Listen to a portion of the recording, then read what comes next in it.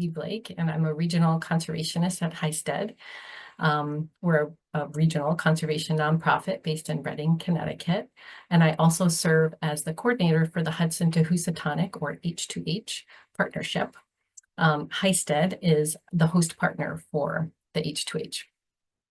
And so I want to thank the H2H Advisory Committee and partners for their guidance and support in pulling this event together. And I want to thank our speakers for taking time out of their day and work to be here with us to share about these conservation funding opportunities. And I want to thank all of you for joining at this late hour of the day and afternoon for being here to learn more. So today's program is part of our annual partnership, H2H's annual partnership meeting, winter, although it's really springy like right now. And this is part 2 of the meeting. There was a great interest in presenting about different programs, so I split it into 2. And I will be sharing recordings of both programs last week if you missed it, and as well as today's program. So this is the final part, and we'll have 4 presentations today.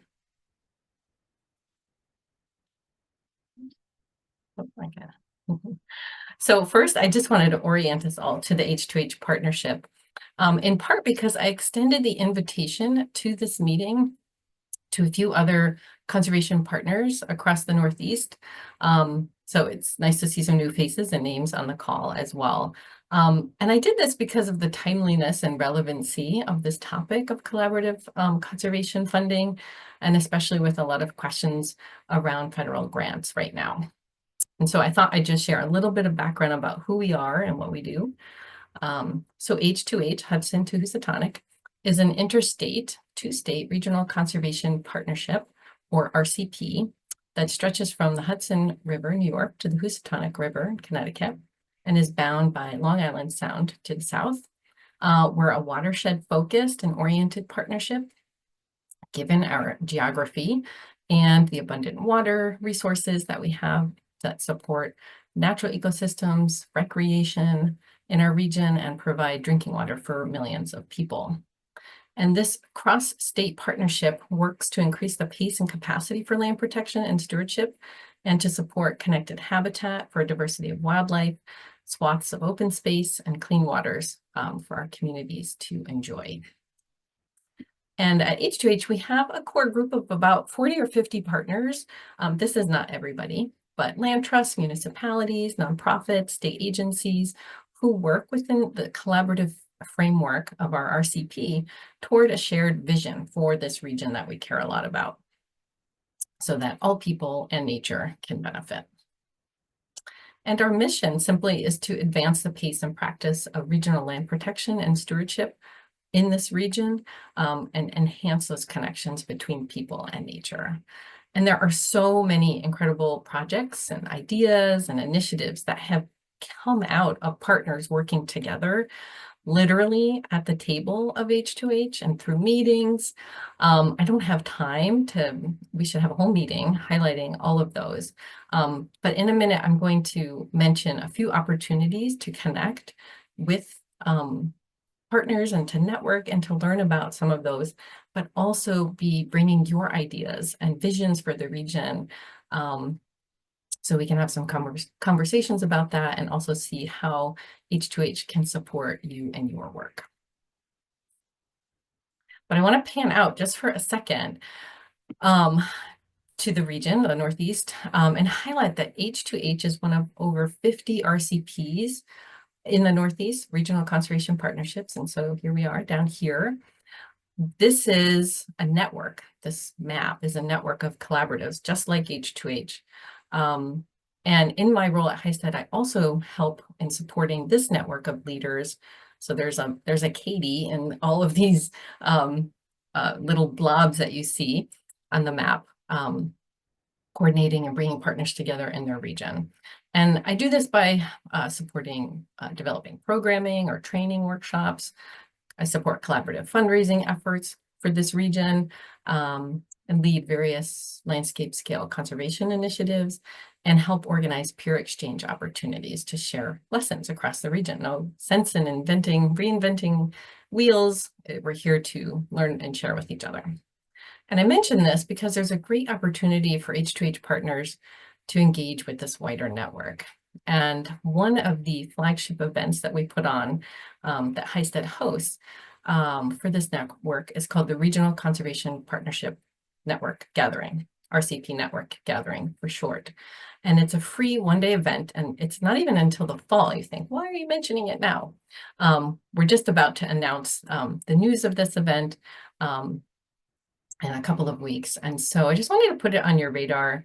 This will be our 16th year of the event, and it's just a really great way to connect with other groups working on projects and thinking about things just as we are.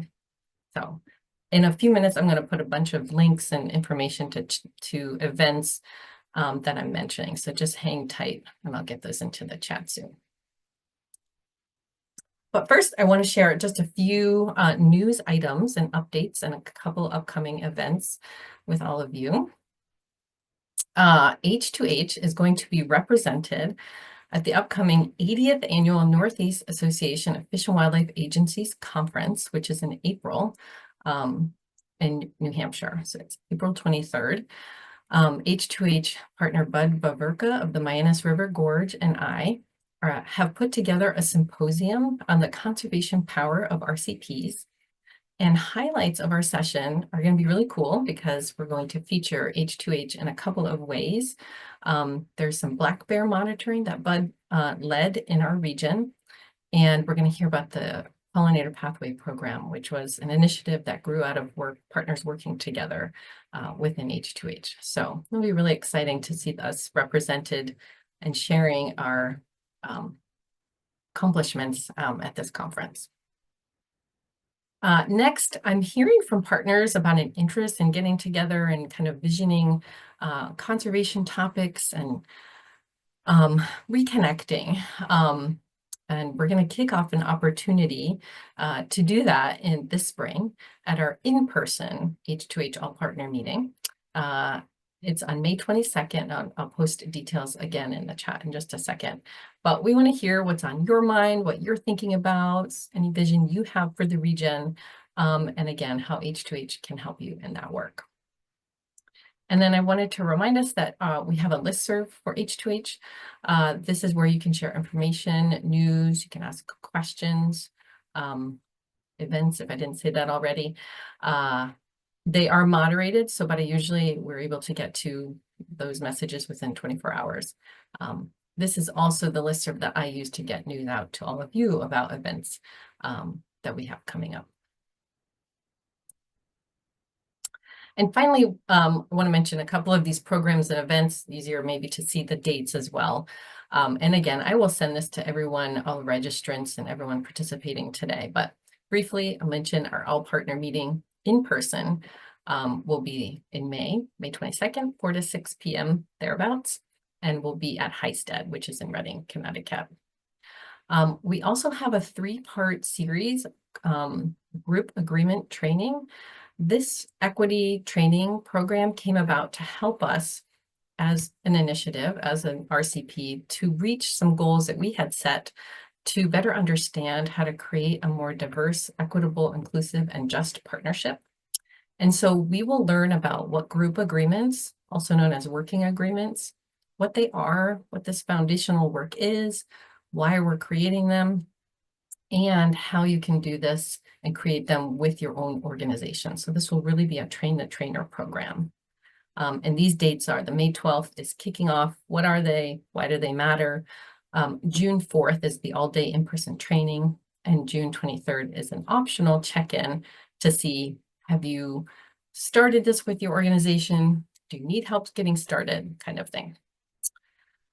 And then as previously mentioned, the RCP network gathering is held at UMass Amherst and is November 6th, 2025 this year. So stay tuned for more info coming out, but it's hot off the presses. We haven't even gotten word on our website yet, so you all are in the know. So I am pleased now to present our funding topics and speakers for today. In developing this program, we really wanted to focus on funding opportunities that were relevant to collaborative partnerships and to this region. And so we wanted to bring in a diversity of opportunities at different levels, different scales of service. And so last week, as well as this week, we heard about national programs, also some regional opportunities specific to the H2H area, and some local opportunities. And so locally, we're going to hear about some New York opportunities. Last week, we heard about some Connecticut grants. And again, I will be sharing the recordings of each of these presentations last week and this week's soon after today. So we're going to hear from the U.S. Forest Service about their landscape scale restoration program.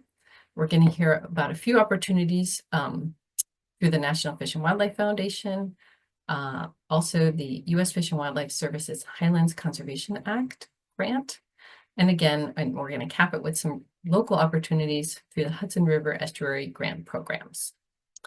And so the model or layout is each presenter or team will have about 20 minutes to present about the program, really high level stuff.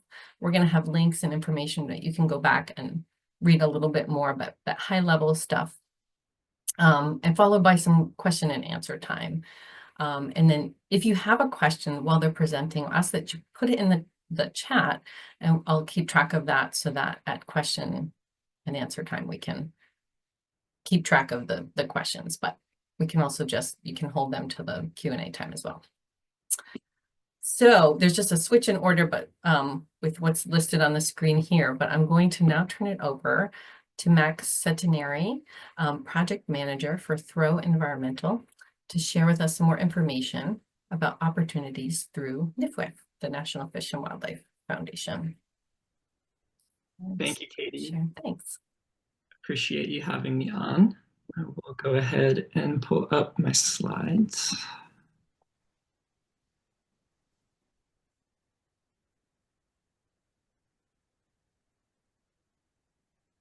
Can everyone see those?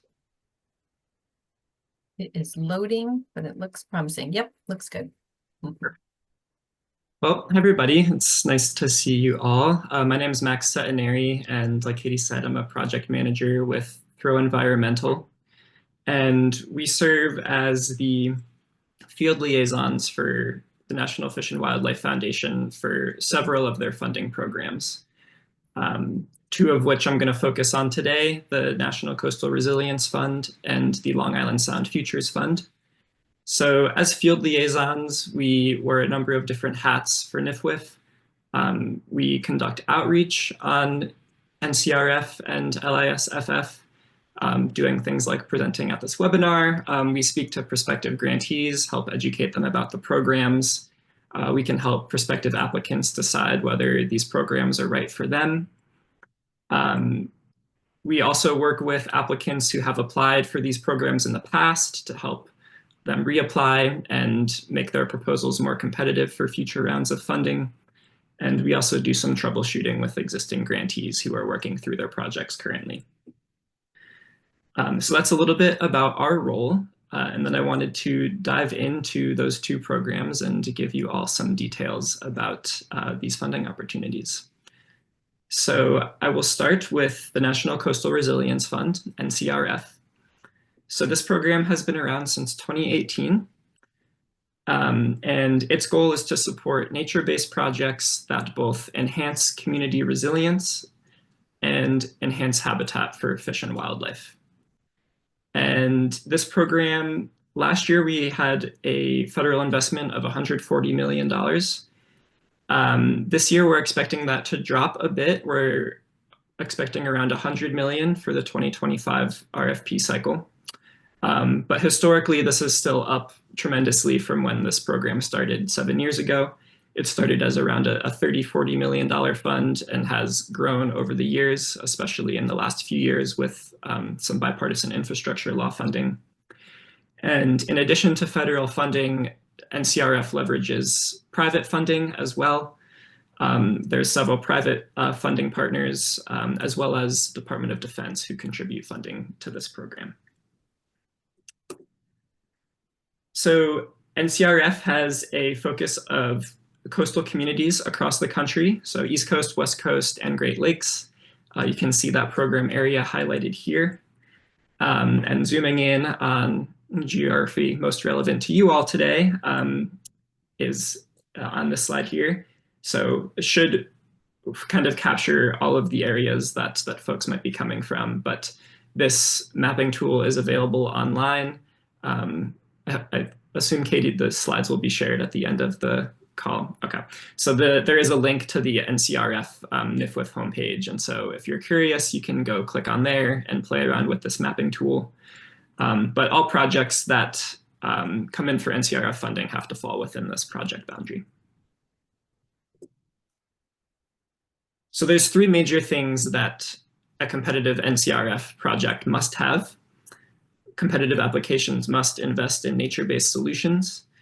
They must also have clear benefits to community resilience. Typically, this is through like a water quantity lens, so reduced flooding, erosion, combating sea level rise impacts, storm surge. That's typically what NCRF is looking for when they think of community resilience. And projects also must have clear benefits to fish, wildlife, and habitat. So those are the big three. And in terms of the resilience and the habitat piece, NCRF weighs these both evenly. So they want projects to be strong in both areas, and that's something that we work with prospective applicants on frequently. Some applicants are coming with a really strong background in fish, wildlife, and habitat conservation, and that area of their project is really strong, and they need a little help beefing up the community resilience piece, because that really does play into what reviewers are looking for, and vice versa. Some projects have a really strong community resilience benefit and need a little bit of work on really emphasizing the benefits to fish, wildlife, and habitat. So just wanted to point out that those are really two equally important pieces of competitive projects. So there's a wide range of eligible applicants, states, tribal governments, local municipal governments, nonprofits, some for-profit organizations, educational institutions. It's really just federal agencies and foreign organizations and private individuals that are not able to be the applicant. So usually don't have too many issues with eligibility there, but just for reference, this is here. And some other things to note with NCRF. These are some things that reviewers really like to see, but that aren't necessarily required in NCRF applications. They love to see meaningful community and partner engagement. Community engagement is a really strong component of NCRF proposals. They love seeing broad partnership groups. They also really like to see new innovative techniques. So if you're coming in with a project that might be using something new or a pilot technique, that's really something to play up in a potential application, but not required. NCRF does often frequently fund projects leveraging tried and true restoration techniques. They also like to see the transferability of techniques to other communities or regions. So if your proposed project might be able to, have pieces of it transferred to potential partners, that's also something to touch on in an application. And match. Match is not required under NCRF, but it is strongly encouraged, and most successful NCRF projects will show some level of match. So that can be, in-kind match, staff time, volunteer hours. There's a range of ways to bring strong match to a proposal, but NCRF does like to see that applicants have skin in the game and that they're bringing match to the table. There are 4 different project categories under NCRF, and applicants are encouraged to pick one of these categories. So you can come in for a community capacity building or planning proposal, a site assessment or preliminary design proposal with the goal to come out with 30 to 60% design completed, a final design and permitting project, getting up to 90% design completed and starting to have permitting conversations. And then there's the restoration implementation project page. So this is restoration projects on the ground.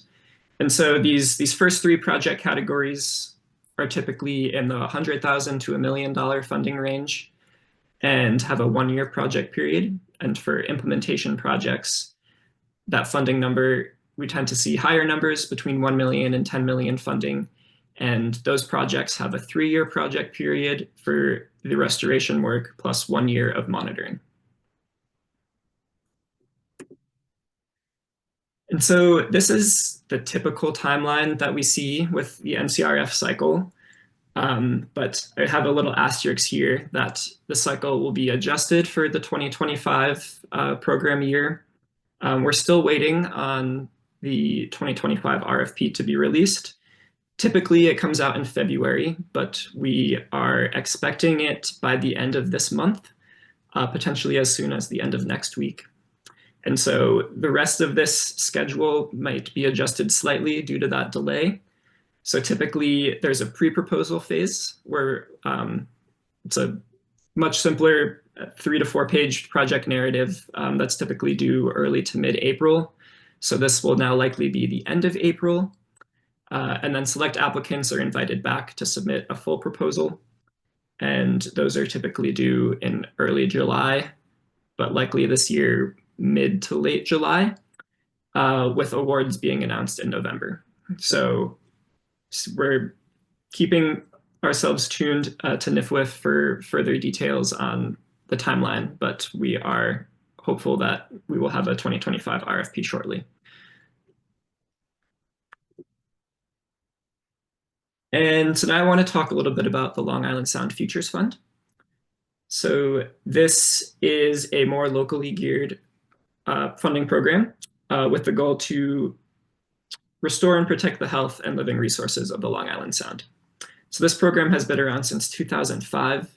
It's a much smaller pot of funding, but still significant with the federal investment of around 12 million last year, and we're expecting a similar funding level this year.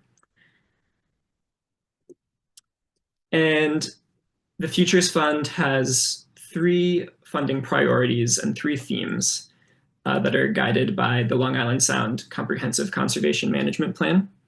And those 3 themes are clean waters and healthy watersheds, thriving habitats and abundant wildlife, and sustainable and resilient communities. And depending on where you're located in the Long Island Sound watershed, there's different themes that you're eligible to apply for. So projects coming throughout the Long Island Sound watershed are eligible for theme number 1, clean waters and healthy watersheds. For projects in non-coastal Connecticut or New York, you're also eligible for sustainable and resilient communities, that theme number 3. And then thriving habitats and abundant wildlife, that theme number 2, is only for projects in coastal Connecticut or New York. So this map kind of shows those 3 different zones of the watershed and the themes that are eligible. And just a side note, at Throwe Environmental, we are only the field liaisons for non-coastal Connecticut and New York and the Upper Basin. We typically don't work with coastal communities on this project, but we do for NCRF. So in the rest of the presentation, I'm going to touch on theme number 1 and theme number 3. But for folks who are in that coastal zone, just want to make sure that you know that you are eligible for that theme number 2 as well, and that you can always reach out to the NIFWIF program team for assistance if you're interested in learning more about that particular theme.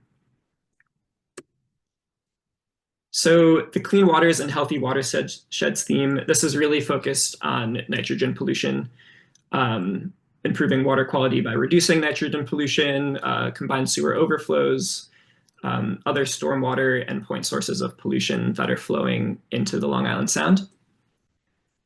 So those are the range of projects that can be funded under this theme, things like green infrastructure, wastewater treatment plant retrofits, riparian plantings, stream channel reconnections, right-sizing culverts, addressing agricultural runoff through farm-scale conservation systems, the implementation of regenerative agriculture practices, soil health practices, precision nutrient management systems. So a range of projects that are really geared at limiting nitrogen that's flowing downstream into the Sound.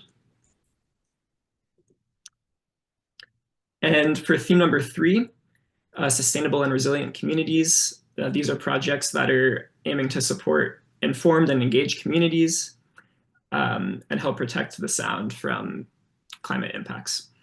So these are kind of split into 2 different bins. There's the engagement and education projects component. And so these are projects that include things like cleanups, public access, public stewardship, social media marketing campaigns, things that are aiming to educate and support public stewardship of the sound and its resources. And then there are the resilience projects. And so these are projects like natural infrastructure, green infrastructure, municipal resilience, and hazard mitigation plans. So things that are more on that resilience front. And similar to NCRF, there are different categories of projects. The Futures Fund has 5 different project categories that applicants can come in for. So there's that preliminary community engagement and planning phase. Then there's the project site feasibility and suitability assessment, project site assessment and preliminary design, so coming out with 50 to 60% design. Phase 4, final design and securing permits, and then the actual implementation phase. And so these projects have different typical funding ranges for design and planning projects. So that's project phases 1 through 4. We typically see 50,000 to 500,000 as the average award amount. And then for implementation projects, anywhere from 50,000 to 1.5 million. And for those public participation and education projects, even up to implementation, that project award amount is typically 50,000 to 100,000. So a few other notes here on the Futures Fund. It has a project period of 2 years after grant award for planning projects, and then large-scale implementation projects have a 3-year project period. And for the Futures Fund, there is a match requirement. So in the past, that match requirement has been 50% of the amount of funding that you're requesting from NIFWIF. And we expect that to stay the same in the 2025 cycle. And that match is non-federal cash funds or in-kind services. So again, can be things like staff and volunteer time, materials and services. It can be coming from the applicant or its partners, and must be deployed throughout the range of the project. And this is our typical Futures Fund timeline. Again, this has the asterisks that we're waiting for confirmation from NIFWIF on the precise timing for 2025. This we expect to be delayed slightly longer than NCRF. The last we've heard is potentially a mid to late April release of the 2025 RFP for the Futures Fund.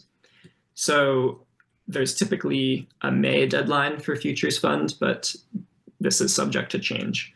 But typically it's on a somewhat similar timeline to NCRF, with proposals due in May, a summer review period, and funds awarded by November.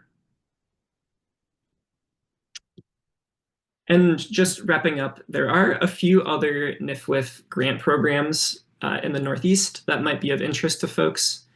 Our team at Throwe typically doesn't engage on these as much, but we are the field liaisons for this Northeast Forest and Rivers Fund, which some folks find more applicable to their projects. It's really just focusing on healthy forests and river habitat for native bird and freshwater fish species. So much more habitat and wildlife focused than these 2 other programs that also have this resilience component. And this is a fund we saw last year in average award range of around 75,000 to 300,000. And then there's a few other programs that communities in the Northeast are eligible for, including America's Ecosystem Restoration Initiative, Acres for America, and the 5-Star and Urban Waters program. So just want to make sure that folks are aware that these other NIFWIF programs exist. Yeah, don't have any info in terms of dates for RFP releases on these programs. Still haven't heard from NIFWIF on that, but yeah, just some more information for folks who are interested. And yeah, always feel free to reach out to contact us at Throwe. I have my email here along with Chris Cortina, who is Throwe Environmental's project lead for our NIFWIF grants program. So you can always email either of us at any time if you are interested in discussing a specific project, have questions that I'm unable to answer today, or any thoughts that come up related to these programs. Feel free to reach out, and we're always happy to chat. And that's all I have for slides. So thanks, everyone. And yeah, happy to answer any questions that folks might have if we have a couple minutes for questions, Katie. We do. Thanks, Max. That was great. And we appreciate the updates on what to expect with some of the 2025 RFPs. And I want to just give a shout out to our partners on this call. H2H was a recipient a few years ago of a 5-star Urban Waters NIFWIF grant. So for some work that we're doing in Norwalk, so partners were doing. I did see one question just come in through the chat now from Karen. Is there a listserv we can get on to get announcements when RFPs come out? Yes, so we at Throwe have an email list that we will alert when these RFPs come out. I did my best to jot down everyone's name who's on the call before presenting. So yeah, we'll do my best to add folks to that so they get an alert when these RFPs come out, because Throwe will be sending out a blast. But you can also reach out and email me if you would like to be added to that listserv, just in case or throw your email in the chat, and I'll make sure that you're added to that. And that's from Throwe, not from NIFWIF. It is from Throwe. Yep. NIFWIF, I'm sure they do have a themselves. I don't have info off the top of my head on how to sign up for that, but I can look for that and follow up. Yeah, there is one. I signed up. I don't remember either, but I get emails. So I think that there is, but that would be wonderful, and probably from both angles would be helpful, depending on if you've got information at a different scale. So yeah, if anyone wants to be added, maybe through your email. I don't want to share the whole list if you didn't want to be added. So once you throw your email in the chat. Great question. Any other questions? Feel free to unmute or raise your hand and I can call on you, but we have a few more minutes here.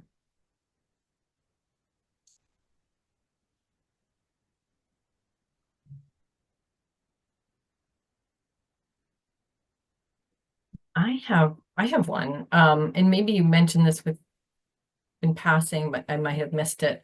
I know a lot of our partners are thinking about land acquisition and wondering if any of these, either of these funds or some of the other ones on the last slide there can be used to fund land acquisition.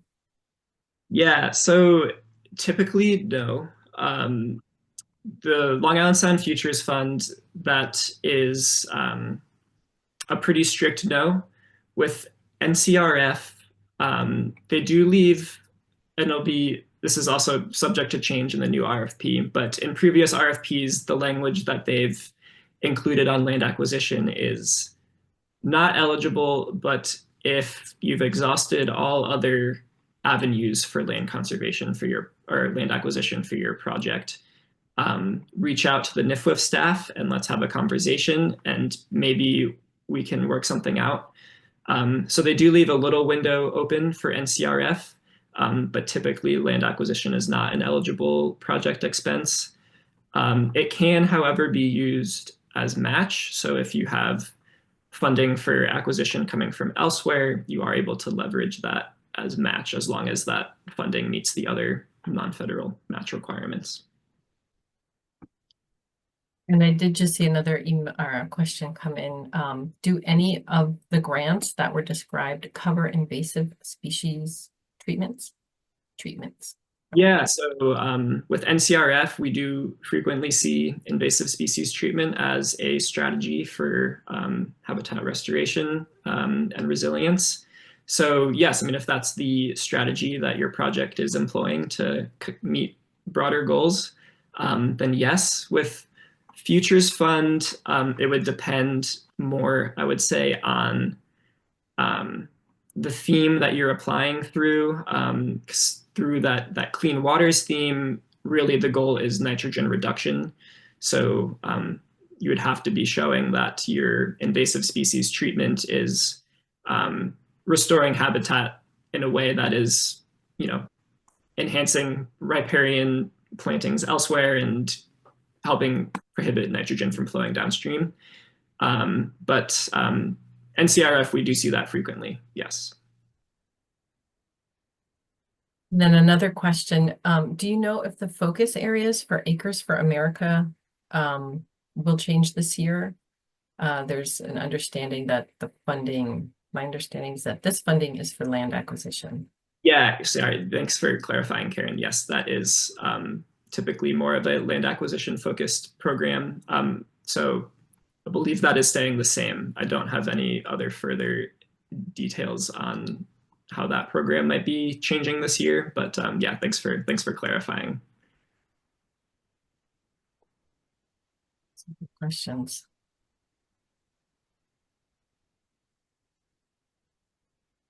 Are you getting any guidance? This has come up in a couple of calls around using certain terminology that may not be in line with current priorities, like such as climate change. Yeah, so that's something we're keeping our eye on. We haven't actually seen the 2025 RFP text yet, but we are anticipating that some of the language in those RFPs will change from last year surrounding terminology that is now, you know, not encouraged by federal funders, specifically surrounding disadvantaged communities and potentially climate change. But yeah, so that's something we're keeping an eye on. We haven't gotten specific guidance from NIFWF on that yet, but we are anticipating there to be some language tweaks in the new RFPs. Well, thank you, Max. We're going to move on to our next grant. So when you get a sec, just to stop share because they're going to share theirs. But thank you. This was really, really informative. I definitely learned a lot as well. Awesome. Well, thanks for having Questions. everybody. All right, so I'd like to introduce our second set of speakers for the representing U.S. Forest Service Landscape Scale Restoration Program. We have Christopher Martin, the Director and State Forester for the Connecticut Department of Energy and Environmental Protection, and Peter Frank, Assistant Director of Lands and Forests from the New York State Department of Environmental Conservation. Peter and Christopher, over to you. Oh, Chris, I think you're muted. You think by now I'd have that figured out, right? Okay. Well, it's great to be here with everybody, and I see a lot of familiar names and some of our Connecticut partners on the call here. So Peter and I are going to tag team this, and I'm grateful for Peter to taking the bulk of the lift here on getting this presentation together. We are presenting kind of on a different perspective as more of the grantee as opposed to the grantor. Our partners at the USDA Forest Service were not available to present this evening.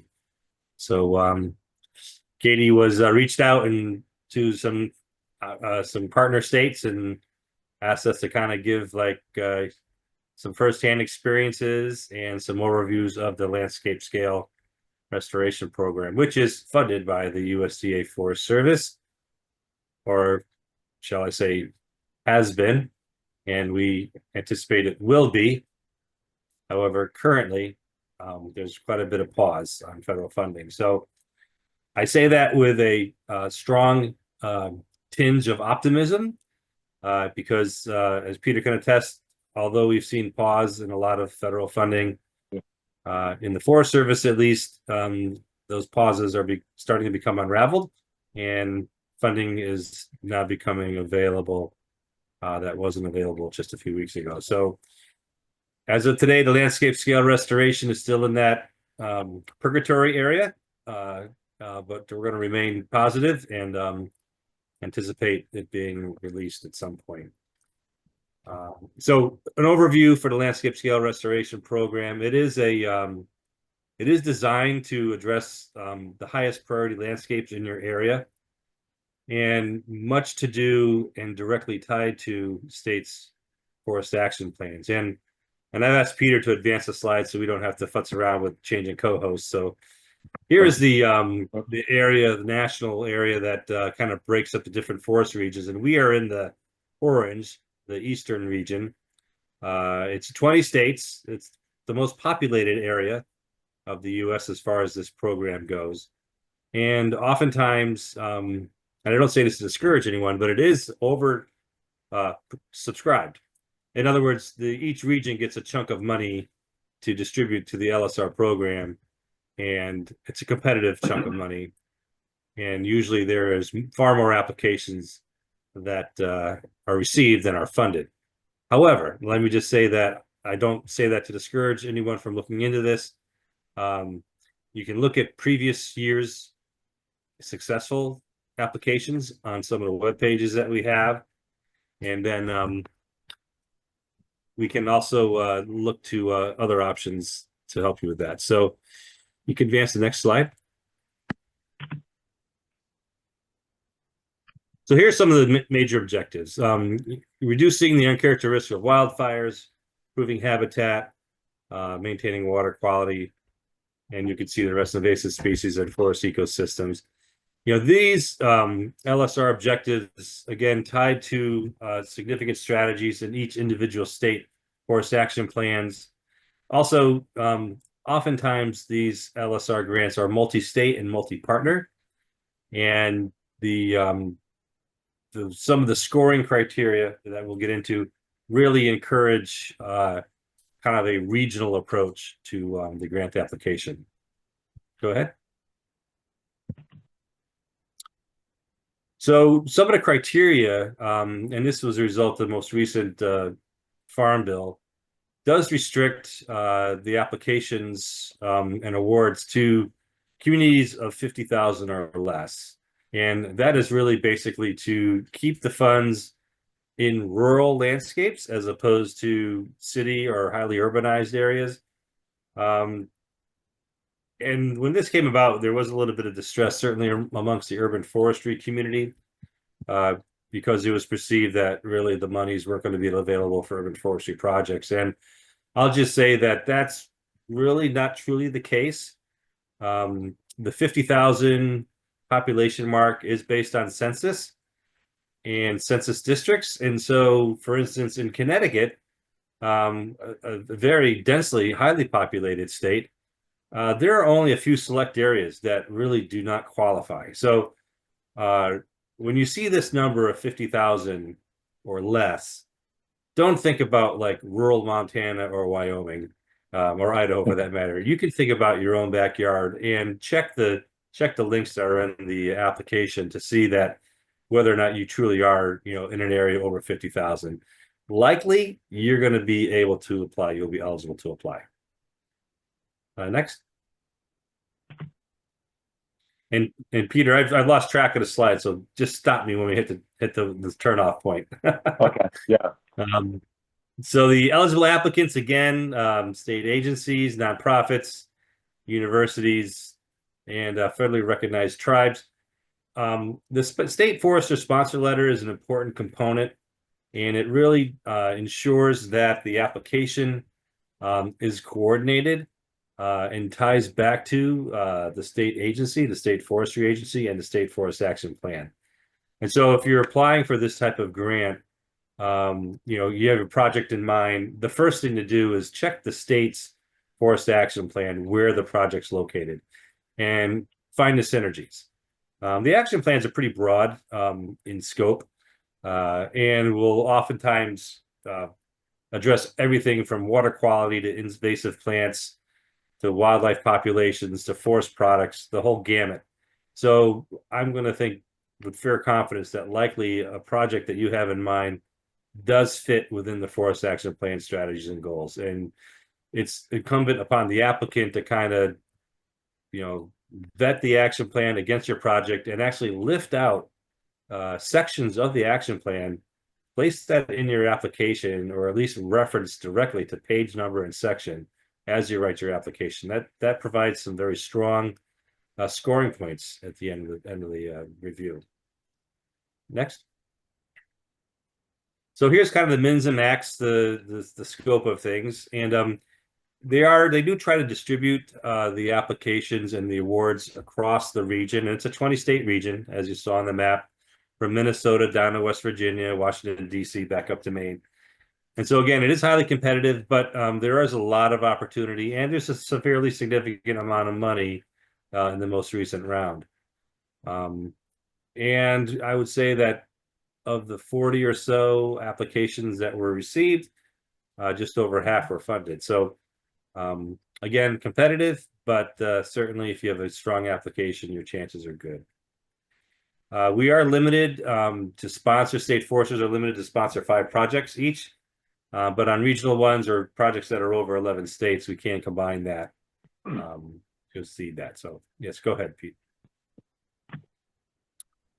Funding is 1-to-1, which might be a bit of a surprise for folks. I know a lot of the Department of Interior, Fish and Wildlife, NIFWIF, I believe even so, are like a 25-75.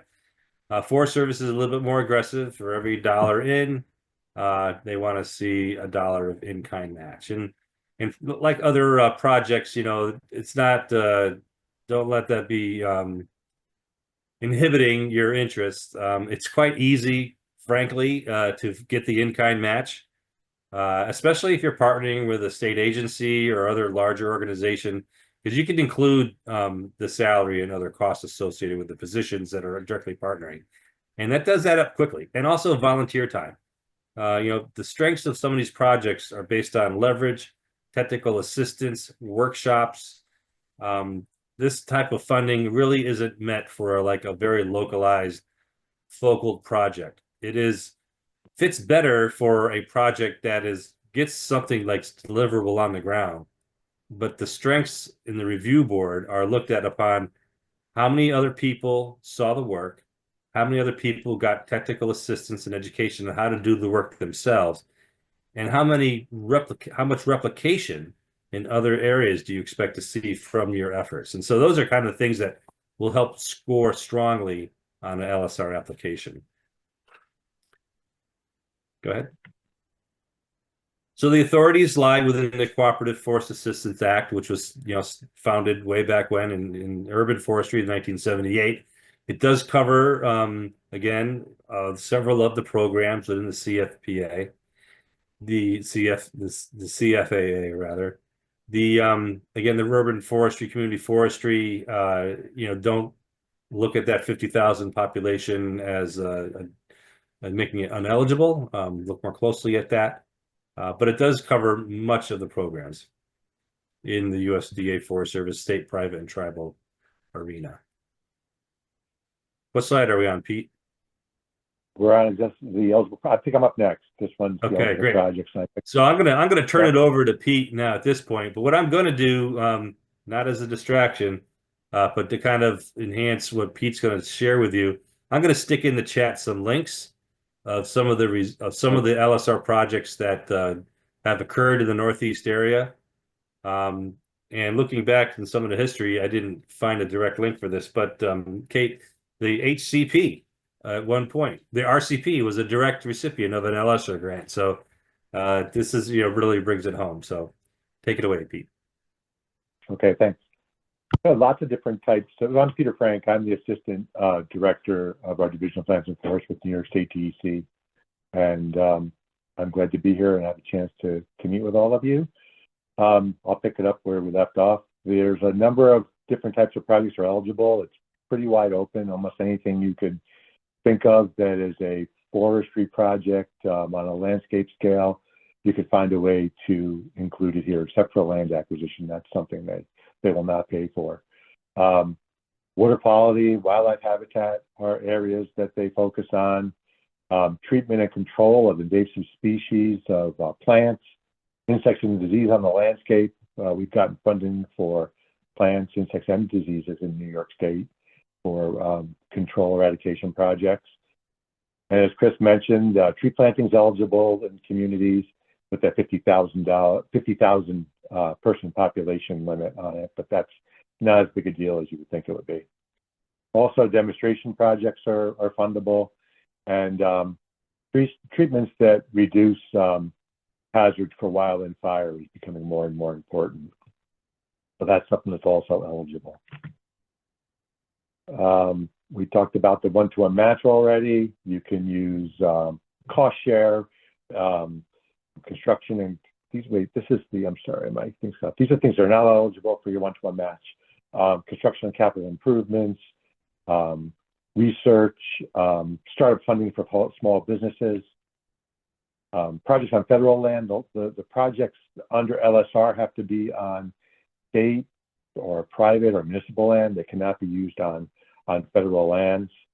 And again, there's that population limit is always coming up. And again, you can't use it for land purchases or purchase of conservation easements. And there's a special thing in here. They're not allowed to spend it on spongy moth, which so you may know in the past was also referred to as gypsy moth. There's a lot of federal funding has been poured into that over the years, and they're not allowing this funding to be used for this or other slow to spread projects for insects. The selection process, they use a rubric for reviewing the projects. There's 6 criteria that they review them on. The first criteria is that it has to be a priority landscape or a priority issue in a state forest action plan. And Chris mentioned the forest action plans. Both New York and Connecticut have them. All states have forest action plans. It's something that's required as part of our Forest Service funding to get federal funding. In those plans, as Chris said, they're very broad. You could probably fit about any project you're interested in doing on the landscape. Some are in there: water quality, insect and disease, fish and wildlife, improvement of forest habitat, reduction in fuels. All those things would be covered in the State Forest Action Plan. And they'll give you, I think, up to 25 points for referring back and tying it closely to your State Forest Action Plan. They do accept other types of plans, equivalent restoration strategies, and below on the bottom of that slide, they define what those are. But your best bet is to stick to those State Forest Action Plans that are on a broader scale. They're also looking for measurable outcomes. You've got to tie it back to at least one of the LSR objectives that Chris went over. I'll go over them again at the end. And you also have to hit at least one of the national quantitative measures. In the application form, there's actually going to be a spot where you have to enter a number. How many acres have you treated? How many miles of riparian corridor are you protecting? How many tree seedlings did you plant? How many landowners did you help? There's a quantitative measure that you have to estimate and include in your application. And you have to meet at least one of those measures and one of the LSR objectives. The next one, you've got to identify how you're going to work with others and look beyond boundaries, focus across the landscape to work with others and get partners involved. The more you can get involved, the better. Look at involving different levels of government, like local government, state government. Tribal lands are an important component. You can tie in tribal partners and large private landowners. Demonstrate what the benefits are of those collaborations in your narrative. Show why it's important that you're collaborating just beyond your own boundaries. And as Chris mentioned, leverage. When they talk about leverage, they mean leveraging funds. And they want to maximize the amount they get for the state and private forestry funding that goes into the project. How can you leverage funding? What are you putting in from your organization? But what other grants can you leverage, or cooperation from partners in the forms of donation of services or donation of materials for the project? anything you can show that they're getting the most that they can budget-wise from the grant that you receive will help you score more points. And again, Chris mentioned this too, that technological transfer, sharing of information is important. They want an outreach component or a training component, sharing of lessons learned, sharing to other organizations how they can implement what you've done and benefit from it. Describe how others are going to learn from this work and how they can use it in their work too. Criteria 6 was in there for the last few years. It's gone away. I'm pretty sure it's gone away. It's about working with underserved communities and underserved people. Recent executive orders from the current administration have rescinded anything related to DEI. So these additional bonus 6 points will not be available if this program is funded this year. At least for the near future, I don't expect to see anything related to DEI in the LSR grant program. So again, you've got to tie your application back to the LSR objectives. A big one right now is reducing risk of uncharacteristic wildfires. We had some fires on Long Island over the weekend that were pretty scary with the wind speeds that were blowing. You all saw what happened with the LA fires. There's a national focus on reducing fire risk. So there's a lot of risk from fire because of fire suppression over the past, and a lot of fuel that's dead and standing from insect infestations and disease infestations. So there's an interest in reducing fire risk. Also, improving fish and wildlife habitat, especially for threatened and endangered species. Maintaining and improving water quality and watershed function. Mitigation of invasive species, insect infestation, diseases, invasive plants. These are easy to describe on a landscape scale. They don't know any boundaries. You can find the tick and disease problems spreading almost everywhere across the landscape, so they do fit the mold very well. Improvement of forest ecosystems and a measure of ecological and economic benefits, including air quality and soil quality and productivity. All are part of the LSR objectives.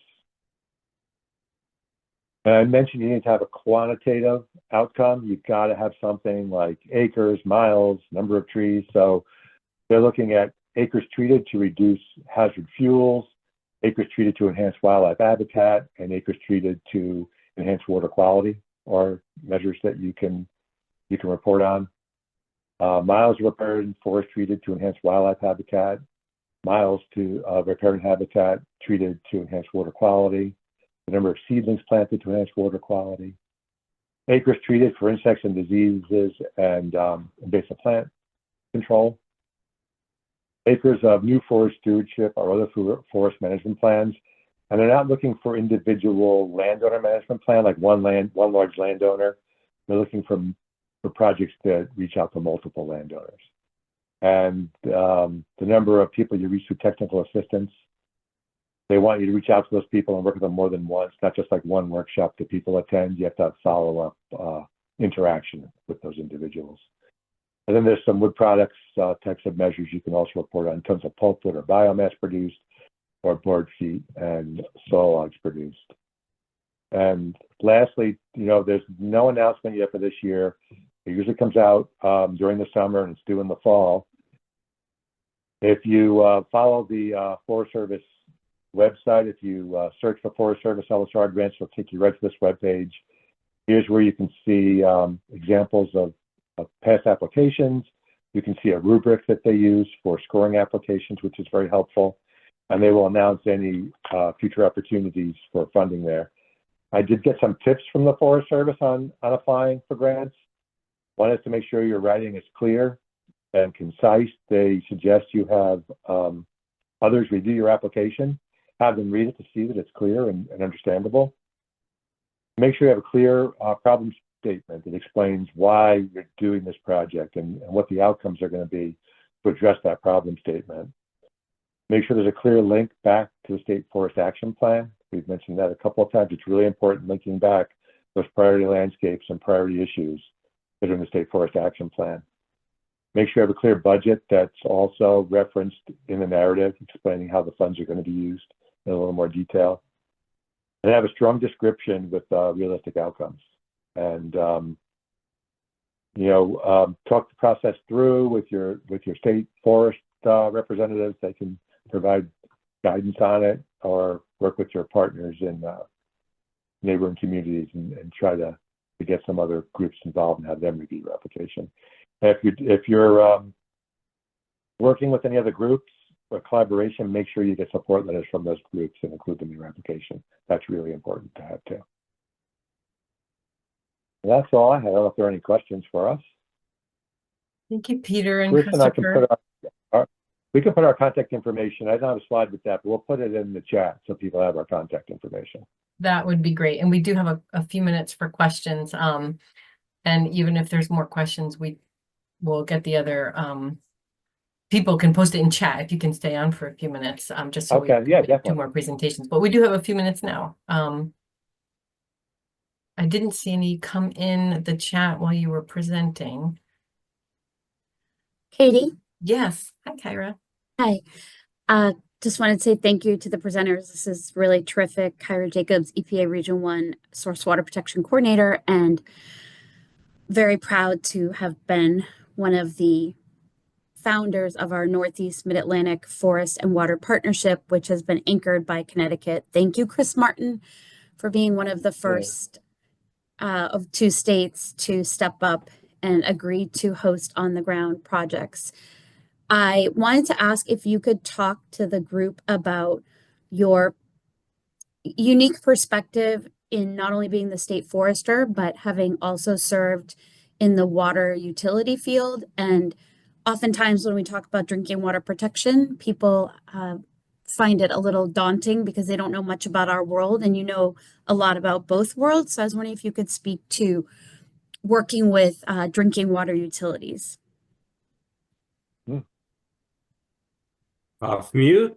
Be glad to. Yeah, thanks, Kyra. And we did have a great event there at the Regional Water Authority this past November.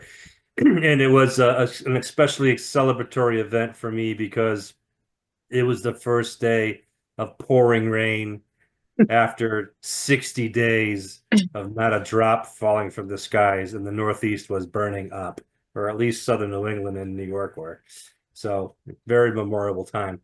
Yeah, so definitely, when we think about forests and water, the most compatible land use for high quality water, whether it be drinking water or cold water fisheries, is forests. And we've learned through time, study after time again, the National Waterworks Association have done studies on percentage of forested watershed versus non-watershed and the cost of treating water so it meets potable guidelines, EPA and DPH combined. So the necessity that water utilities maintain forest health conditions, not only for the benefit of the local ecological area, but there's a selfish and maybe a ratepayer based impetus to keep water rates low, because you have healthy forest conditions.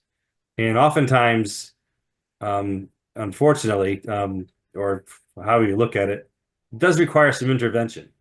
We do have some issues in our forests that concern us, and one of which being past land use practices, which essentially provided us with an even-aged forest, at least for Connecticut, but a lot of New England, where, in the early 1900s, late 1800s, there wasn't much forest in the eastern United States at all. It had all been cut over for charcoal, agriculture, other industries. So everything has grown up all at one time. And from the water utility perspective, where I used to sit, that makes you very nervous because it only takes one event, whether it be a storm or wind or large insect, and you could lose your forest. And so having that resiliency, having that multi-layer canopy is always in the background of water utility foresters. And in fact, at the state level, we do want to see a balance of age classes in forest habitats, because we do know like a growing list of our endangered and threatened species in Connecticut, at least, are associated with that shrub, early successional type forest habitat. A lot of the neotropical birds require that level of some sort in their life cycle. So, but I hope that kind of addressed what you're looking for there. I have Yes, and any tips for how people can approach water utilities to learn more about how they can collaborate if they're in the Hudson to Housatonic watershed? Yeah, so you got your big players, New York DEC, DEP rather, and then Aquarion, which I used to be landed at. But also there's some smaller water utilities and community water utilities. So, as far as reaching out to them, your selling pitch really is kind of going back to what I just spoke with. How's this project going to protect source water? How's it going to ensure cleanliness of the streams and brooks and wetlands going into the reservoirs, whether they be distribution or storage? And if you can tie that to the water utility, they're gonna find an interest. They're gonna see that they have a stake in this game. Invasive plant control, a huge one. Deer populations, are really keeping back the regeneration on the understory. So those types of projects are going to immediately click with the minds of the natural resources managers of those water utilities. We have to, thank you. We have to move on to our next presentation. I had one really quick question that actually came up specifically about LSR. I'm sorry if you mentioned it. Who administers it, the grant, if it's awarded to, is it a nonprofit can hold it? Is it the state? Sorry if I missed that in your presentation. All of the above. All the There are above. several eligibility type entities that Peter listed, and whoever is the lead applicant and the partners would be kind of subgrantees or subject to the work deliverables in there. But yeah, land trusts certainly, other state agencies, larger nonprofits, Audubon, TNC, that kind of thing. Great. Thank you, Christopher and Peter. If you have a few minutes to hang out, if other questions are percolating right now, people can throw them in the chat. Thank you so much. Okay, great. Thank you. And so it's my pleasure now to introduce our third speaker to talk about our third program tonight, U.S. Fish and Wildlife Service Highlands Conservation Act grant. And our next speaker is no stranger to RCPs, Jay Rasku. He once was a coordinator for the North Quabbin Regional Landscape Partnership up in Massachusetts. And once upon a time, many moons ago, I used to attend his meetings to learn from him about coordinating conservation partnerships. So take it out over Jay. Hey, thank you. It's great to be here. Great to be here with Katie and the rest of you. Are you seeing my screen all right? And can you hear me fine? Look and sound good. All right, great. Well, thanks again, everybody. Again, my name is Jay. I'm with the U.S. Fish and Wildlife Service Office of Conservation Investment here in the Northeast region. Our program used to be called the Wildlife and Sportfish Restoration Program. Now it's called Office of Conservation Investment. We are the primary granting arm of the U.S. Fish and Wildlife Service. So last year, just in the Northeast region alone, which we define as 13 states plus DC, goes from West Virginia to Maine. We granted out $284 million through 11 different grant programs to conserve fish and wildlife and connect people to nature. So I've been with the service for 5 years. Like Katie mentioned, I got to work with Katie at Mount Grace Land Trust. I was there for 13 years, did a lot of different roles at that regional land trust, including conservation director, development director, stewardship and engagement coordinator. So really appreciate all the work that everybody here is doing from the governmental side, or public service side, and the nonprofit side. So currently I work to administer our land conservation grants, and I also supervise a team that works on our wildlife management, hunter education, and boating access grants. So really happy to be here to talk about the Highlands Conservation Act program. So I have a few slides and a couple of success stories, and then happy to answer questions. So the Highlands Conservation Act program, you can see that a map there, and I have a few other slides with maps, but it's a really interesting land acquisition grant program. It's focused on the Highlands region, which is defined as a landscape that you all are familiar with, Appalachian Hills, ridges, spans 4 states, and it's a place where there's really important critical wildlife habitat for federally listed species and others, and Maybe most importantly, it's a place where millions of us get out to enjoy the outdoors. So Congress created the Highlands Conservation Act program in 2004 because of the recognition that this was really a special landscape of national importance that could be lost to unchecked development if something wasn't done. And so at that time, advocates refer to this area as the backyard paradise because it's so close to so many folks. It's, right next to Hartford, New York City, Newark, New Jersey, Philadelphia. In fact, 1 in 9 Americans live within a 2-hour ride to the Highlands region. So really remarkable area. It's still a landscape of farms, forests, and natural areas, thanks to a lot of work that you all have done over the years, and we're working to keep it that way. So the Highlands, the Conservation Act is interesting because it talks about 6 different resource areas to consider for conservation, for land conservation. You can see that on the slide there: forest, water, wildlife, agriculture, recreation, and cultural resources. So grants that come in are scored based on how those land conservation projects protect those resources. And not every project has to do, all 6, but you can see there's a broad range of resource values that the Highlands is working to conserve. So on this slide, I'll describe it a little bit more what it means, but just to take a step back, just some other key points. Highlands Conservation Act program funds 50% of the cost of a land acquisition project. Those funds come from the Land and Water Conservation Fund, and typically that comes to the program at $10 million a year. The Highlands Conservation Act program was reauthorized in 2022. Next time is 2029, coming up in a few years. And so to date, there's been a lot of great projects that have happened. Over 19,000 acres, 133 projects. And let me talk about eligibility for a second. So eligible entities that can receive the funds are state conservation agencies, municipalities, and counties. Although only the state conservation agency can apply to us for the funds, but that can be granted out now to a county or a town. So for Connecticut, the applicant is the Department of Energy and Environmental Protection. In New York, it's typically the Office of Parks, Recreation, and Historic Preservation.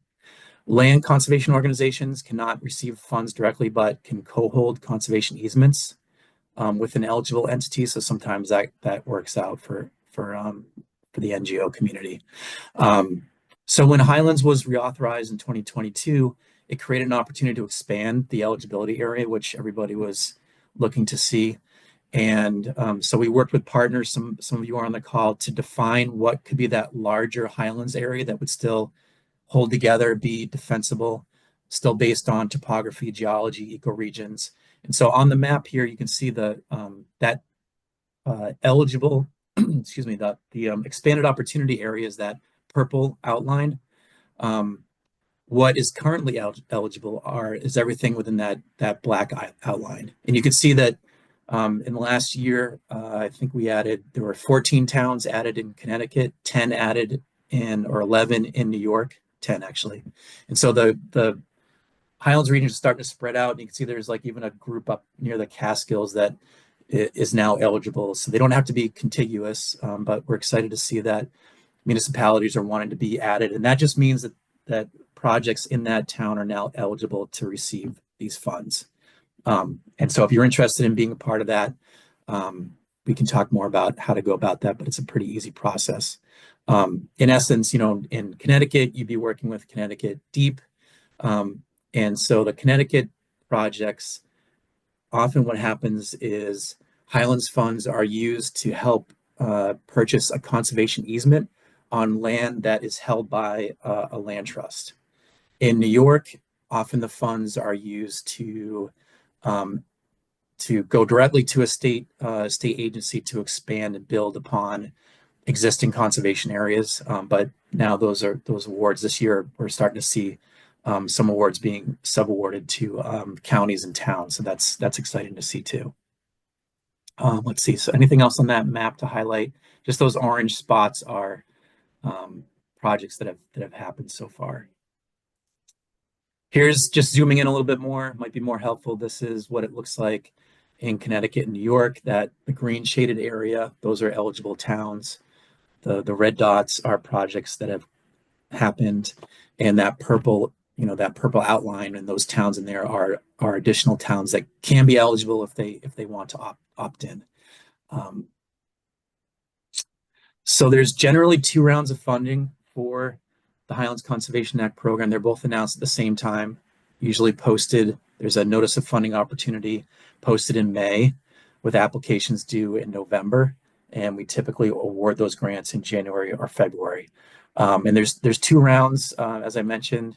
There's the base funding round, and essentially every state is guaranteed $1.462 million to use towards eligible projects. So usually in the states, there's some coordination between the lead state agency and the nonprofit community to figure out which projects are going to be added to that list for a base round. It could be one project. Connecticut often has a number of projects in that base funding round. And then there's a competitive round. That's where projects compete across the 4 states. And so we just fund those until we run out of money. So it could be the case that Connecticut gets all the money. It just depends on how they score out. Let's see. A little bit more about what's going on in Connecticut. Connecticut is doing really great. Part of that is due to, just a strong partner with Connecticut Deep, but also Housatonic Valley Association is a really strong nonprofit partner that helps work with the smaller land trusts and coordinate with Deep. And I think I saw Julian on the call here. Julia and Tim do a lot from the HVA to support the Highlands. And yeah, in Connecticut, there's been 43 projects, over 7,000 acres conserved. And Connecticut has the most number of projects that have been completed of any of the 4 states. If we look at New York, they're doing great too. They've conserved the most acres. Connecticut's coming up real quick behind them. And in New York, there's some great partners there that help New York Office of Parks, Recreation, and Historic Preservation be the lead agency here, especially Hudson Highlands Land Trust. I think Ted's on the call. Also, Open Space Institute, Scenic Hudson, and others. I think I saw Gentian on the call too. There's a lot of great nonprofit support for the state agency to make the Highlands program successful in New York. So I have 3 examples I wanted to highlight of what I thought were really cool projects. So one is an example of a project in Connecticut, in Simsbury. The Highlands provided some critical funding for the community to permanently protect land that was connected with Martin Luther King Jr. So Dr. King spent 2 summers in Simsbury on the land there as a student in the 1940s, working on this farm to earn tuition for Morehouse College. And in fact, many Morehouse College students did the same during both World Wars and into the 20th century. And it's kind of cool, like in letters home to his mother, Martin talked about how, just being in Connecticut gave him a new perspective on what was possible, just from having experiences like going to any restaurant in Hartford that he wanted to, things like that. So now the farm is now known as Meadowwood, and Trust for Public Land partnered with the town of Simsbury, Connecticut Deep, and they applied to the Highlands Fund for funds, and we were able to provide an award of $1.4 million to help purchase a conservation easement on 130 acres of the 288 acres that have been conserved there. And so that they're still working on plans on what to do there, I think, but it's just a really cool spot to go check out. I think some of the farm will be used for local agricultural opportunities. There's some great trails in the wooded areas, and it's right next to neighborhoods, so it's a really accessible, neat place. Another example in Connecticut was the Beach Hill project. This was in Goshen, and another place worth checking out. It's mostly a hill that's open at the top because it was farmed for many years, and now it's being converted into this beautiful meadow for wildlife. So you get up there on the top of the hill and you can see all around. It's just real nice and open and beautiful. So there was the first selectman in Goshen noticed that it was up for sale. He grew up fishing that on that stream in the picture there. And he reached out to Connecticut Deep, Housatonic Valley Association. They submitted an application, got $1.2 million, and that project is now a wildlife management area, part of the Goshen Wildlife Management Area. Really cool place for hunting, fishing, and bird watching. Worth checking out for sure. So just wrapping up here, I wanted to share a project in New York. So this map shows you, it's a little bit old as far as the conservation land goes, but you can see the land that's been protected in New York within the Highlands region. And you can see that in New York, they're doing a lot of work to add to those conserved areas and build connections between them. And so I just want to mention this one project known as the Lafada project. It's the one circled, it's 32 acres. And it's part of an effort to build a conservation corridor from Fawnstalk State Park down to the southern part of the Hudson Highlands State Park and over to Harriman. Here's a little bit more information on that. Thanks to OSI for the map here. But really important piece right against the Appalachian Trail in an area that's seeing a lot of development pressure in the town of Putnam. It's only 50 miles from New York City. And in this case, the New York Parks worked with Open Space Institute. OSI, I think, pre-acquired the property, if I remember correctly, held it, then sold it to New York State to be part of Fawnstalk Memorial State Park. And now it's open to the public and protects the view shed and other things around the Appalachian Trail. I'll send these slides out to Katie, but there's some great resources on the Highlands you can check out. If you could Google Highlands Conservation Act and you can get to our website from Fish and Wildlife Service. There's also a link to a story map there that gets into the details a little bit more and tells some more stories about projects. And then if you want more information about how projects are scored, we have a map viewer that you can go through and just see how things are weighted and whatnot if you want some more information there. I think that's everything. So thanks for inviting us to be here. We are always looking for projects. The program had been underused for years. It's getting more competitive, but there's definitely room for more applications and more projects to fund in the area that you all are working in. So hope that happens. All right, I think I'm going to try to end my slideshow here and stop sharing, and maybe there's time, Katie, to take questions. Thanks, Jay. There is a few minutes for questions, if anyone has any. I know I appreciated seeing that Simsbury example. It's like right around the corner from where I'm sitting right now. It's very cool. I've driven by that farm. History.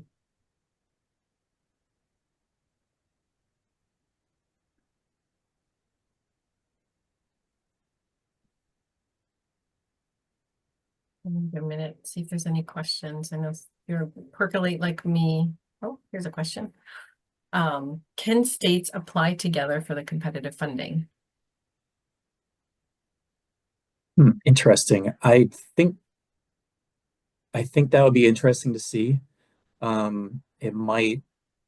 That would be. I'm sure there would be a way to do that. I mean, each state would get its own individual funding award if that was the case. But I think that could be a really cool and compelling project that would be something we'd want to fund. I certainly could talk to you more about that, sort of which pot to go for.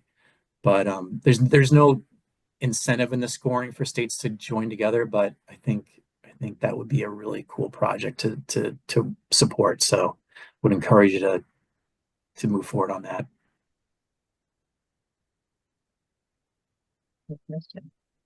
Yeah, with regional partnerships, often there's spanning couple of states, and I know Michael's spans many. I have a question that I've totally forgotten. I'll have to email you separately about that because I had it and I've just lost it.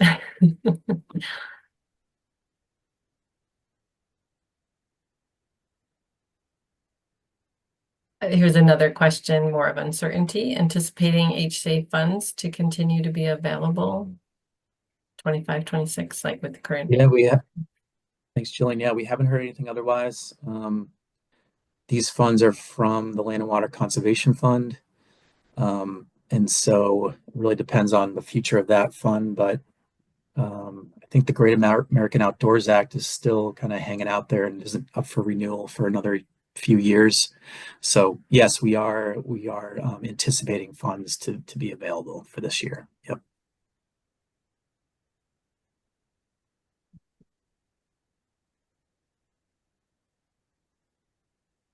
Well, great questions, great presentation. Thanks, Jay. Everyone, I'll be in touch in terms of getting contact info. If you want to put an email, if you didn't already, Jay, in the chat, that'd be great. And I'll get slides and things out about this program and other links. And last, but certainly not least, we're going to move to our last presenter today to talk about some local opportunities in New York, Hudson River Estuary grant programs. And it's my pleasure to introduce Ingrid Haeckel, the Hudson River Estuary Program Manager, who's going to talk to us about some opportunities. Thank you so much, Katie. Thanks for the invitation to present today, and thank you all for joining and listening. So my name is Ingrid Haeckel. I'm manager of the Hudson River Estuary Program, which is a special program at the New York State Department of Environmental Conservation that helps communities to conserve and ensure a resilient estuary and watershed for our present and future generations. And so we work to implement the priorities outlined in the Hudson River Estuary Action Agenda shown here. Our program works throughout the counties bordering the tidal Hudson from New York City Harbor to the Federal Dam in Troy. And I oversee teams that are working on water resource conservation, conservation planning, and in the watershed and climate adaptation, and manage our grants program. The Hudson River Estuary Grants Program provides funding to municipalities and nonprofits located within the estuary watershed boundaries to implement priorities outlined in the action agenda with funding from New York State's Environmental Protection Fund. And we have 4 separate requests for applications, or RFAs, for projects to help communities to enhance environmental education and river access, advance local stewardship of natural resources, and restore tributaries. We announced new rounds of funding through press releases and our e-newsletter, the Hudson River Net. So projects must be located within the boundary of the Hudson River Estuary watershed shown here. This map is available on our program website, and we have a searchable version of it available through the Hudson Valley Natural Resource Mapper, which is an interactive mapping tool that we offer. It's also available through the New York State GIS Clearinghouse. When you go to the Natural Resource Mapper, it's the default layer that's turned on here and that outlined in blue.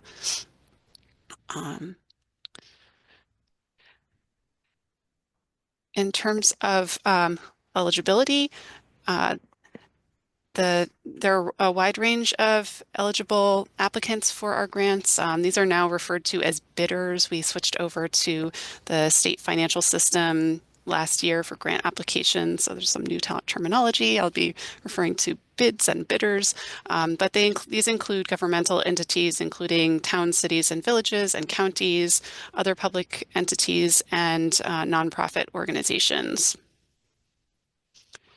And this is just an overview of the funding availability. It varies depending on the RFA and from year to year. It gives you an idea of what we offered in 2024. through our 4 different RFAs. We had a total of $2 million available, and I will talk a little bit more in detail about each of these opportunities, but the minimum and maximum amounts differ by RFA. And for the planning grants, local stewardship planning grants, it's a maximum of $75,000. Our tributary restoration grants this past year had a max of $300,000. River access had a max of $200,000, and our education projects had a max of $100,000. Applicants can submit up to 2 bids, and the project duration is 2 to 3 years, depending on the RFA. And these are cost reimbursement grants.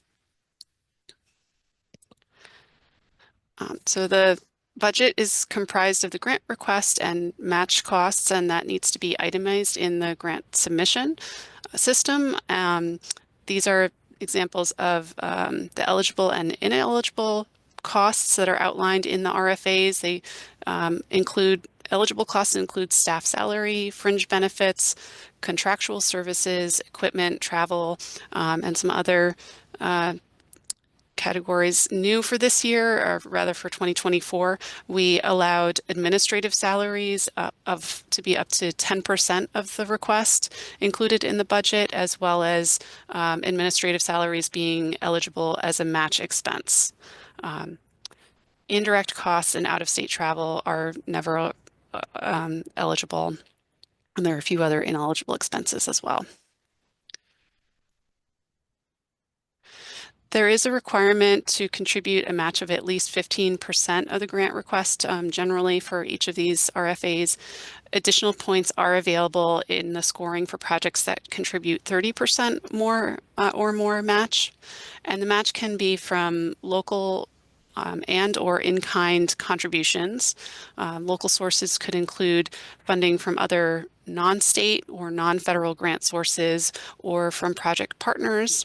In-kind contributions are non-cash donations provided by non-state or non-federal third parties, and they can include equipment, supplies, services, and other expendable property.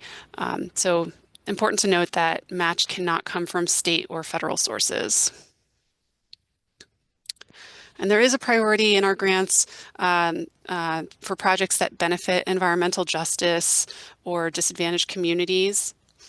These areas can be looked up using the DEC's Info Locator tool. They're also in our Hudson Valley Natural Resource Mapper.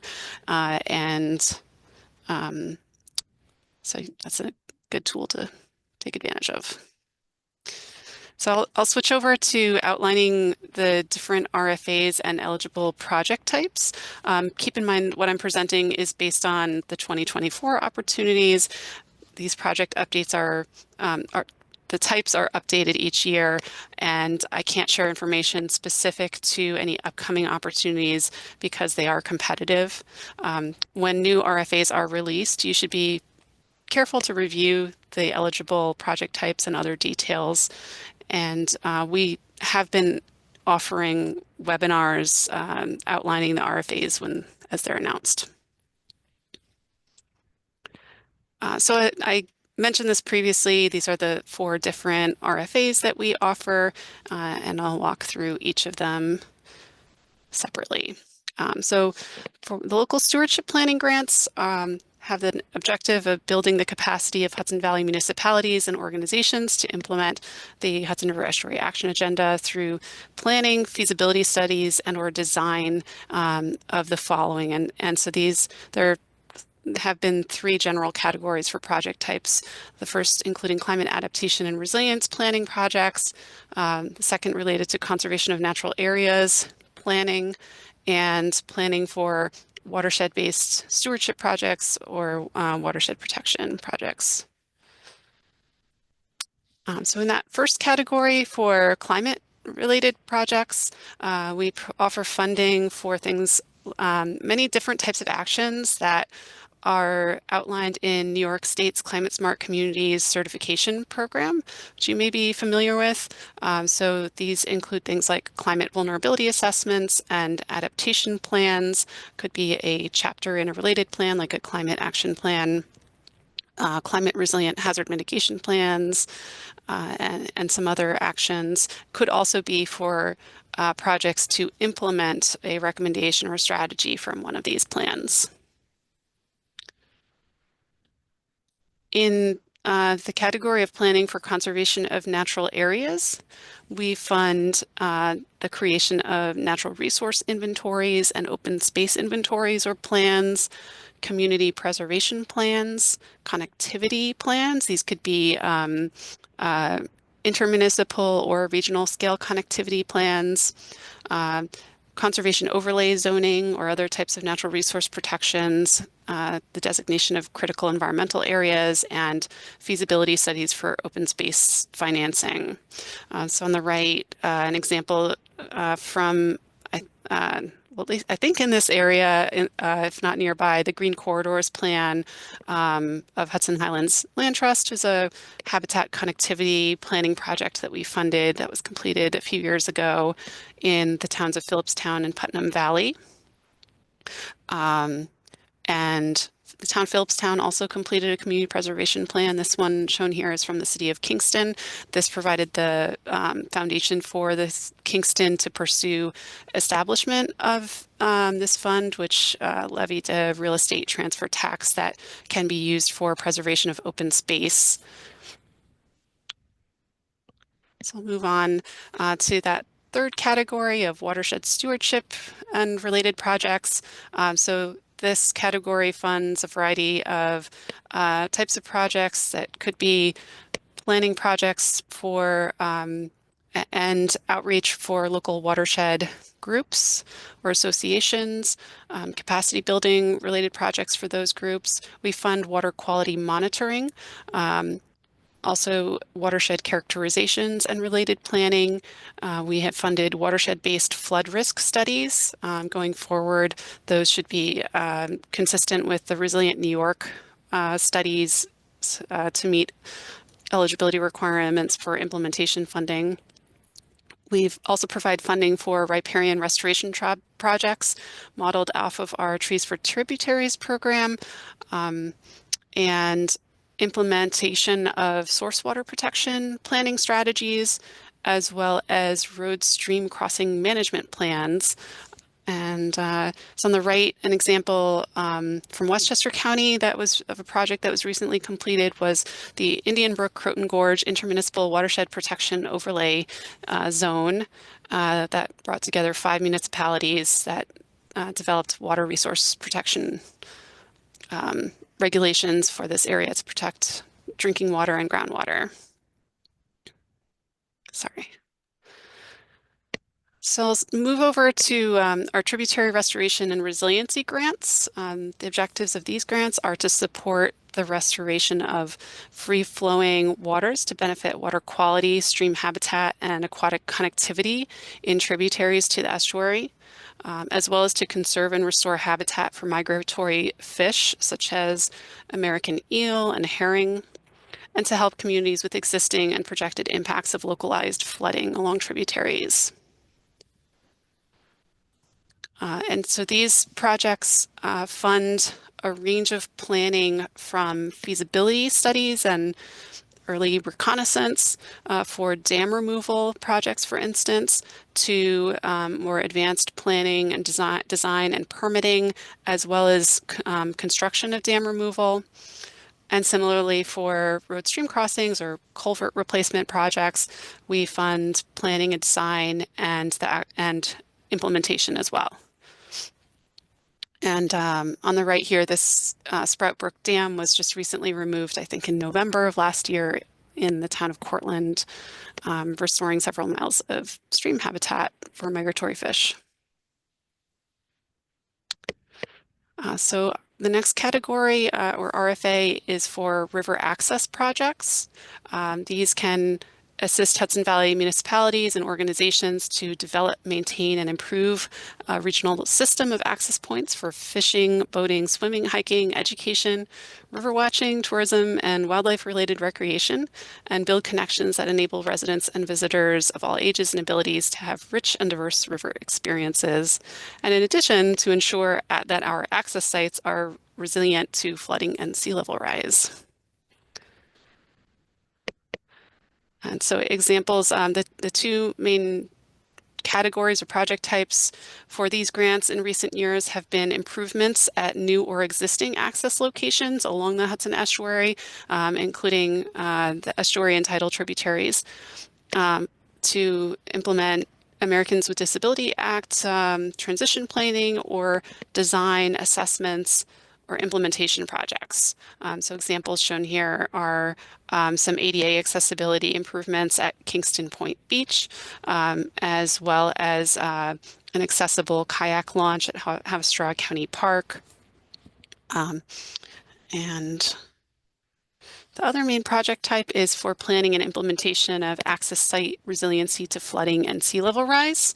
And this is to address the hazards of intense storms, flooding, and shoreline loss due to climate change and sea level rise. And again, this is eligible locations include sites both along the Hudson and its tidal tributaries.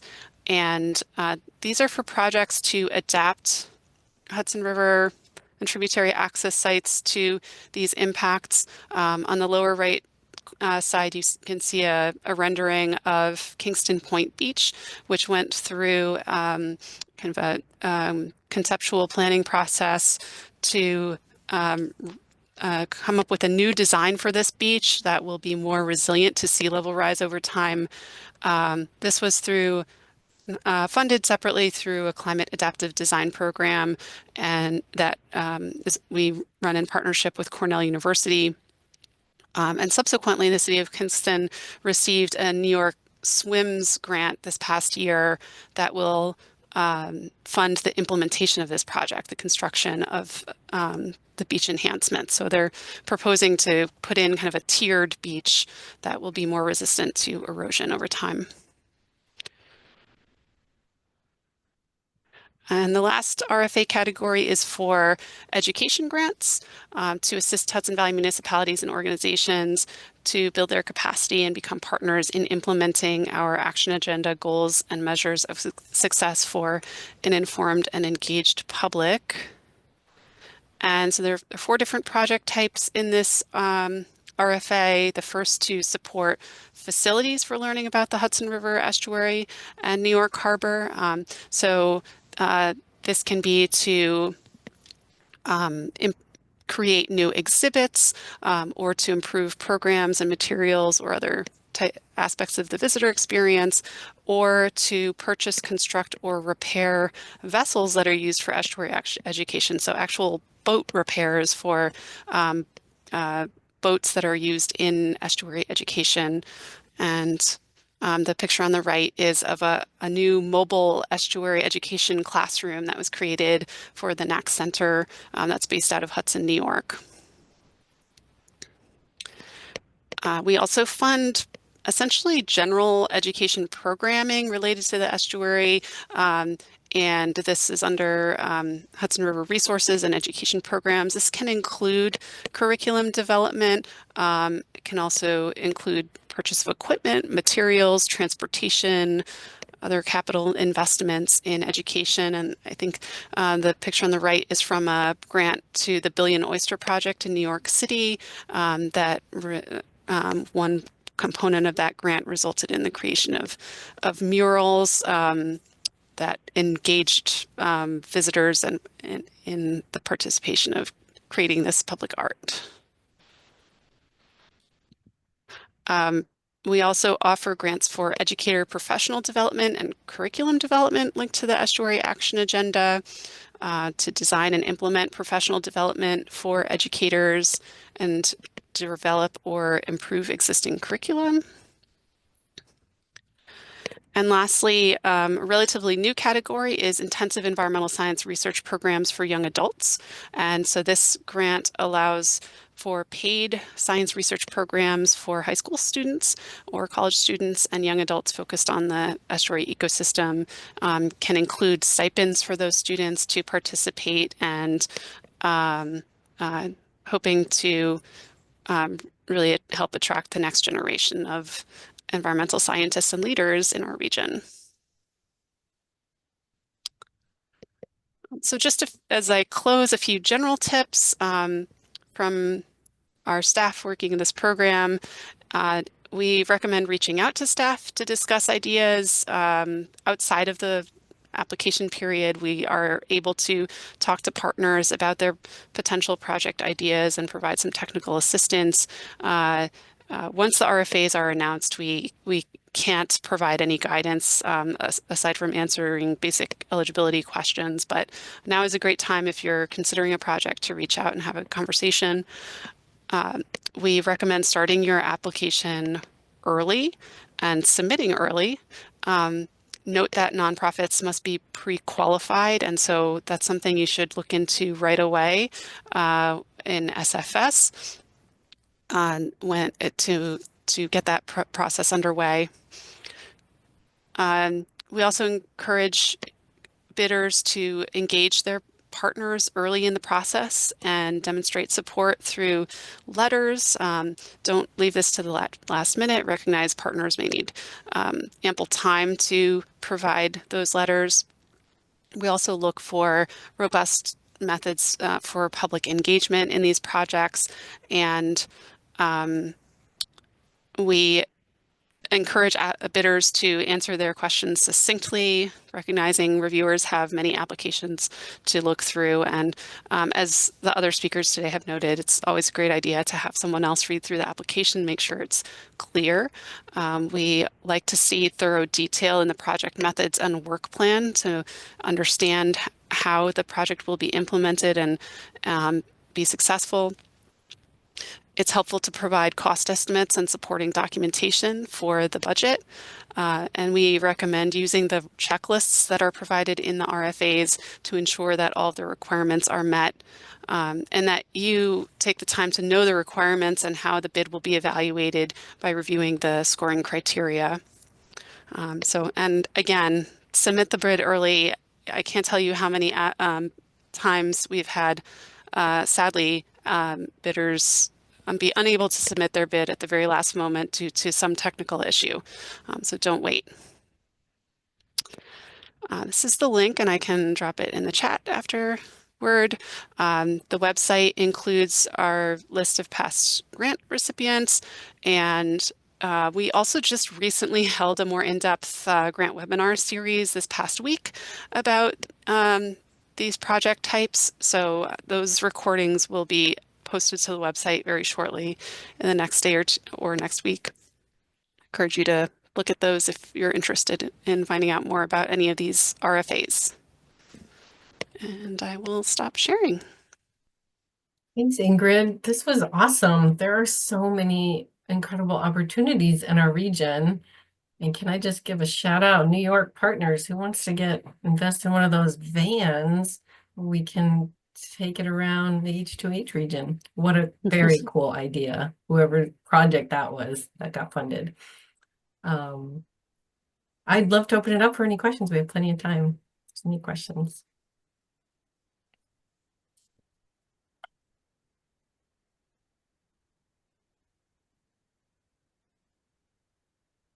Yeah, I will note with the education grants that projects throughout the watershed are also eligible. There is scoring for projects that are directly estuary related on the river, but if you can make a connection between tributary conservation, water resource conservation in the watershed in education programs, those projects are also eligible. And we have had a number of land trusts that have received these grants and are leading excellent education programs. We've also had land trusts that have applied for the watershed related projects and conservation planning, and in addition to the road stream crossing projects and dam removal. I'll mention an observation because we had NIFWIF present earlier about Long Island Sound Futures Fund, one of the last grant that funds curriculum development. Often those are one of the ineligible aspects of what you cannot get funding for from a NIFWIF grant. But if you're creative, motivated, and can kind of time it just so, it can be tricky. But if you have curriculum that relates to, say, a Long Island Sound Futures Fund project, within the Hudson River Estuary, you offer really great opportunity to do that. I'm appreciating that. That's wonderful. Yeah, first of all, I want to thank you, Ingrid, so much for your presentation and all your work. It's incredible, and I appreciate your commitment. I'm sorry if you hear my child and dog in the background. So one of the things I wanted to ask is, have you kind of spatially oriented what available grants are for the specific applicants in any way? Are you working with your organization to do that? Because I know that sometimes it's difficult to know what grants you would be able to apply for, or how to kind of like gain access to those applications. Because as we know, like the people that need this funding the most are sometimes the most under-resourced. And I don't know if you have kind of like a pathway to assist for applicants from that perspective. Yeah, well, we certainly do our best to try to get the word out when the grants are announced, and we offer a variety of, our staff do a lot of technical assistance and outreach throughout the year. So they're trying to connect with potential partners who might be interested in applying for these opportunities. As far as kind of connecting to underserved communities or in disadvantaged areas, we're also trying to take a more proactive approach to that, I'll just say, and reaching out to partners in those areas to see how we can better connect the opportunities that we have to potential grantees. Great, thank you. Mm-hmm. Dave had a question in the chat about the different, what are the funding amount ranges for different project types? Yeah, so in recent years, and last year in particular, for local stewardship planning projects, it was up to $75,000. And for tributary restoration, the max was $300,000. Recognizing there's a lot of other Bond Act funding coming through right now for larger projects, but those programs have set $300,000 as the minimum award. And then for river access this past year, it was $200,000 maximum award, and education was a $100,000 maximum award. Almost all of them had a $10,000 roughly minimum award, slightly higher for our education grants. It's $20,000.